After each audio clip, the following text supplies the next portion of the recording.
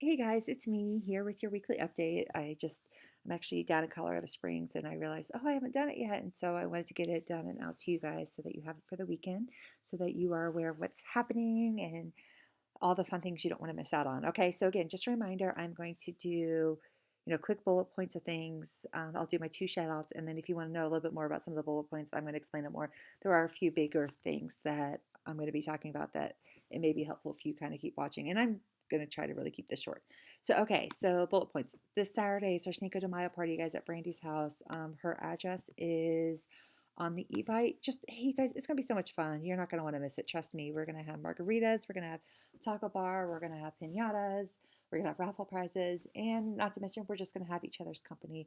Spouses are welcome. I have childcare at the building, but I need to know tonight if you need childcare and stuff like that because I'm going to be ordering all the pizza and getting sitters lined up and stuff like that. So, childcare is at the building from 6 to 9, so you get 3 hours.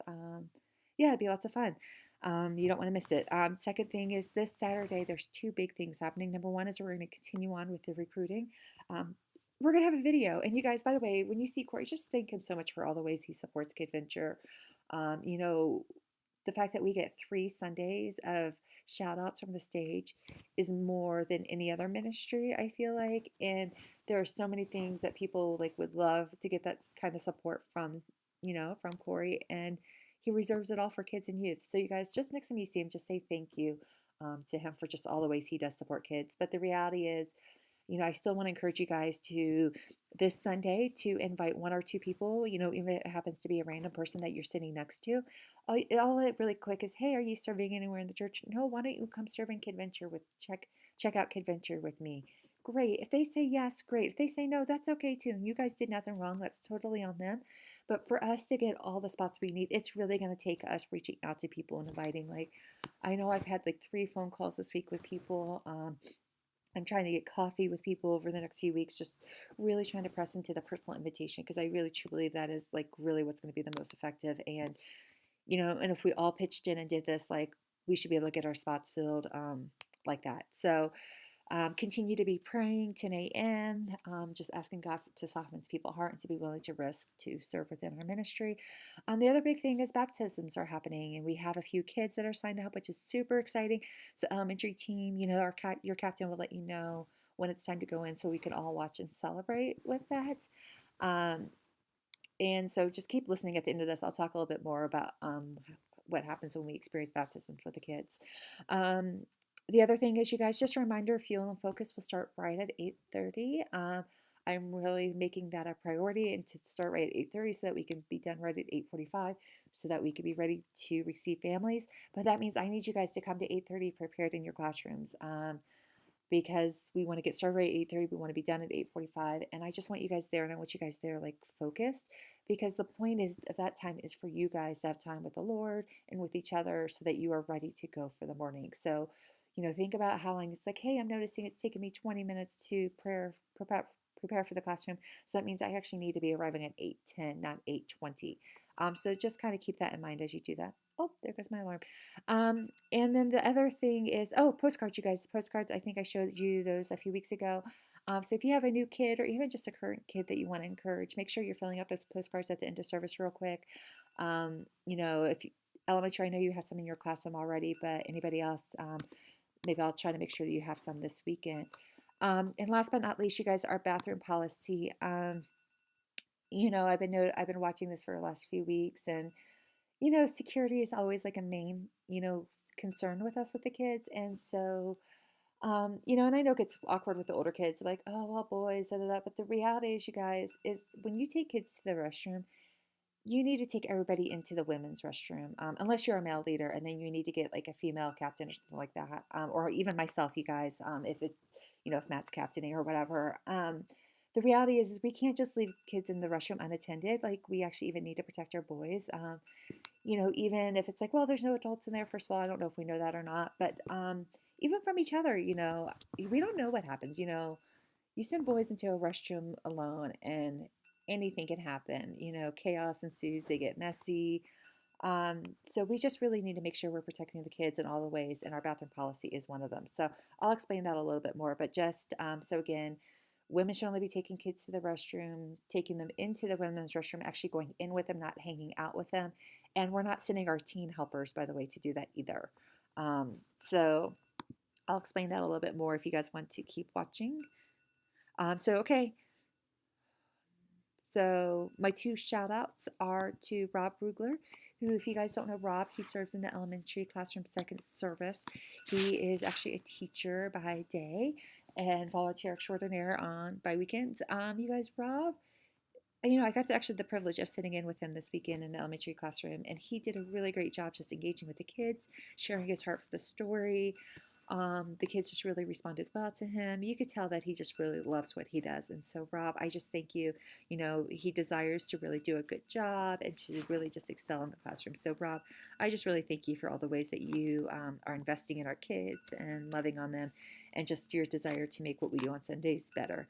My second shout out is actually to Pam Beatles, and she serves in the 2-year-old room during the 9 a.m. service with Valerie. This is Pam's first go round in terms of serving, and every time I peek in on the two, like Pam, you are just always engaging with the kids. The kids are always having a great time. They're always excited to go just right on into the classroom. And so, Pam, I just really want to thank you for the way you're just really loving on and investing in our 2-year-olds. You are really just making a difference in that space, and I really thank you and appreciate that. All right, guys, so those are the two shout outs. If you're like, hey, everything is good, we're kosher, I got it, you guys can sign off. If you're like, hey, I want to know a little bit more, especially about that bathroom policy. Yeah, you guys, there are, and I'm not going to point out who the kid is, because the reality is it doesn't matter who specifically the kids are. And actually, there's actually more than one, where we're starting to experience just some things that, really we need to really keep an eye on them. And so the reality is, we do a really great job in the classrooms. Like there's always adults and stuff like that. But, the bathroom, I think, has become one of those spaces where I'm realizing like, hey, like we don't always have eyes on the kids. And so it is super important for the safety of all of our kids that we, have certain policies in place. And the bathroom is like just that one area where I'm like, oh, like we could just tighten that up a little bit. And so really, you guys, I actually want you guys to utilize your captains as much as possible for the bathrooms. And, I know it's easy to be like, hey, kids, like when kids go to the bathroom and they all stand up like, hey, we want to go to the bathroom. Really try to just even minimize bathroom breaks in general. I know it's, with the younger kids, you got potty training and stuff like that. So gets a little bit like, hey, we need to like be a little bit more like willing with bathrooms. But really, if you have like one kid who's like, hey, I really have to go to the bathroom, like it's okay to let them go, but don't open that up to the rest of the classroom. Don't be like, hey, does anybody else have to go? Because what I'm watching from like the captain's standpoint and like from hanging out in the lobby side is like half of them go in the bathroom. Half of them just stand out in the hallway. So like half of them aren't even going to the bathroom, like they actually need to go. They're just doing it to want to get out of class or to hang out with more kids. And then second of all, like you guys, we can't just let the bathroom kids in the bathroom unattended. So that's why I'm saying, hey, just bring them into the women's restroom if you bring them. But again, like I said, the reality is we should be having 2 adults in the classroom at all times. And I know there's like certain mornings where that just can't happen. But the reality is if we have 2 adults in the classroom, I want to actually try to keep it that way. So again, lean on your captains or on myself for bringing kids to the restroom and helping out with that. And that could be an adult and a teen helper in a classroom and another adult bringing kids out. And again, don't take out the entire classroom. Don't take out more than you can manage. I'm always seeing kids running off and the teachers are trying to run to catch up. So, again, that's 1 or 2. The older kids can wait. They can wait. Say, hey, okay, well, I'm going to take these 2 to the restroom. I'll be back for you. Because the reality is what you're going to find out is when you get back is if the kid actually has to go to the bathroom, they're going to be like at the door waiting, like, okay, I got to go now. And if they wanted to get out just to like mess off or like go with their friends or get out of class, by the time you get back, they probably might have forgotten about it. So keep that in mind. And I'll be actually sending out in our monthly newsletter to parents, just kind of a reminder like, hey, like to help our teachers like to minimize disruptions in the classroom, like please make sure you take your kid to the restroom before you check them in on a Sunday morning. So I'll be doing that as well with the parents, trying to get them to support you guys in that. Elementary class, I know another thing with your kids is they tend to like to go out just for a drink. So if you guys like are like, hey, you know what, that would really serve us well in the classroom to like have a water pitcher and some cups and stuff like that. Just let your Sunday captain know. We'll get that set up for you guys on Sundays. So that again, you guys can minimize the kids wanting to leave the classroom for a drink and stuff like that.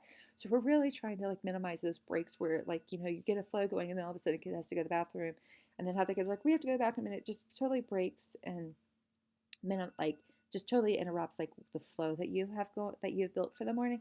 And so we're just trying to minimize that as well. So again, you know, using your captains as much as possible for bathroom breaks, and not allowing like half the class to go at the same time, and taking everybody into the women's restroom so that we can have eyes on them while they're in there.